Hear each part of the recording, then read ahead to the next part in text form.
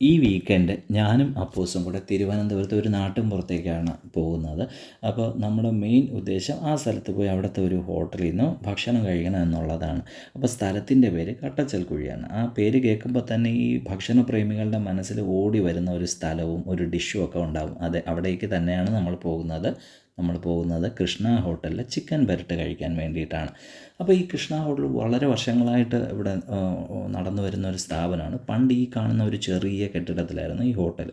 അങ്ങനെ ഈ ഭക്ഷണമൊക്കെ കയറി ക്ലിക്കാവുകയും അവർ ഹോട്ടൽ വിപുലപ്പെടുത്തുകയും തൊട്ടപ്പുറത്ത് വലിയൊരു ബിൽഡിങ്ങിൽ ഹോട്ടലൊക്കെ സെറ്റ് ചെയ്തു.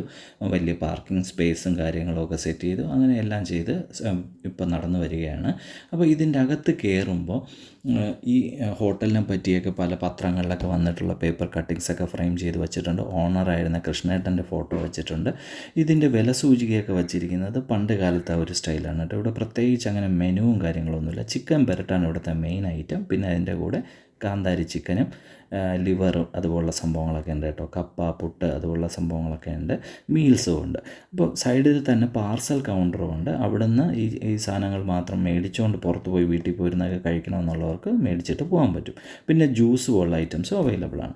അകത്ത് കയറുമ്പോൾ രണ്ട് സൈഡിലായിട്ട് ഈ ആൾക്കാർക്ക് ഇരുന്ന് ഭക്ഷണം കഴിക്കാനുള്ള ഡൈനിങ് ഏരിയയും ഒക്കെ ഉണ്ട്. ഫാമിലി ആയിട്ട് വരുന്നവർക്ക് ഇരുന്ന് കഴിക്കാനുള്ള ഫാമിലി റൂമും അവൈലബിൾ ആണ്.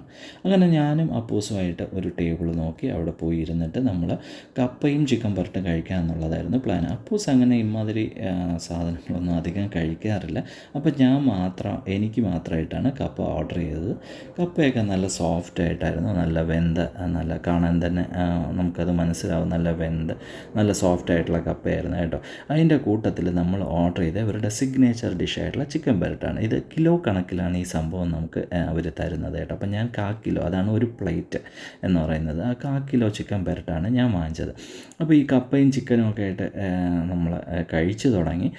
സംഗതിയൊക്കെ കൊള്ളാം. ചിക്കന് ഒരു പ്രത്യേകതയുണ്ട്. ഈ നാടൻ കോഴി ചിക്കൻ എന്ന് പറഞ്ഞു കഴിഞ്ഞാൽ ഇതിന് എല്ല് കൂടുതലായിരിക്കും, ഫ്ലഷ് വളരെ കുറവായിരിക്കും. പക്ഷേ കമ്പാരിറ്റീവ്ലി ബ്രോയിലർ ചിക്കനെ വെച്ച് നോക്കുമ്പോൾ കമ്പാരിറ്റീവ്ലി ഹെൽത്തി ആണെന്നാണ് ഇത് പറയുന്നത്. അങ്ങനെ നമ്മൾ ചിക്കൻ പെരട്ടും കപ്പയൊക്കെ ഫുള്ളായിട്ടൊക്കെ അങ്ങനെ കഴിച്ച് വലിയ കുഴപ്പമില്ലായിരുന്നു. പണ്ട് ഒരുപാട് എരിയൊക്കെ ഉണ്ടായിരുന്നു കേട്ടോ. ഇപ്പോൾ എരിയൊക്കെ ഒരുപാട് കുറച്ചിട്ടുണ്ട്, എണ്ണയും കുറച്ചിട്ടുണ്ട്. അങ്ങനെ നമ്മൾ ഫുഡൊക്കെ കഴിച്ച് നമുക്ക് 190 രൂപയാണ് ഇതിന് മൊത്തം ചിലവായത് കേട്ടോ. ബില്ല് എല്ലാവരും ചോദിക്കുന്നതുകൊണ്ടാണ് ബില്ലിടുന്നത്.